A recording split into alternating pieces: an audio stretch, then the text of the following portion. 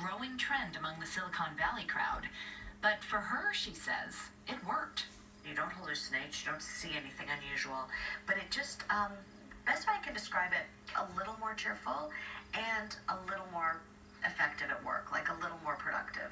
So productive, in fact, she wrote a book about her mind-altering experiment. Good girl.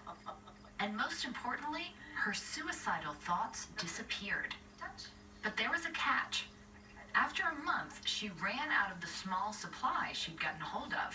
Why did you stop microdosing? Because it's illegal. If it weren't illegal, I would still be doing it. Taking LSD, even a microdose of it, is still against the law and potentially dangerous. But once upon a time, LSD and psychedelics like it were considered potential wonder drugs. Throughout the 40s, 50s, and into the 60s, scientists studied them to understand mental disorders like schizophrenia and to treat anxiety, depression, even alcoholism.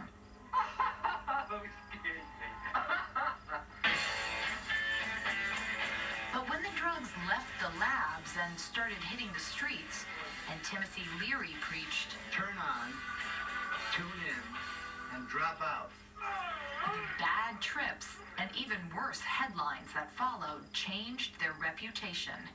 And then, this nation faces a major crisis in terms of the increasing use of drugs, particularly among our young people. the Controlled Substance Act led to a more than 3 decades-long ban on all psychedelic research. Since 2003, however, the FDA has allowed for a few clinical trials of illegal hallucinogens, drugs like psilocybin, the psychedelic ingredient found in so-called magic mushrooms. Trials done in a safe, controlled setting, of course. Do not try this at home. This is the couch where people have the experience of. This is a very special couch. It's a magic couch. In 2016, Tony Bossis of New York University, along with researchers at Johns Hopkins University, published their findings of what a one-time dose of psilocybin can do to treat anxiety and depression in cancer patients. In this study, anxiety and depression reduced dramatically, immediately after the experience.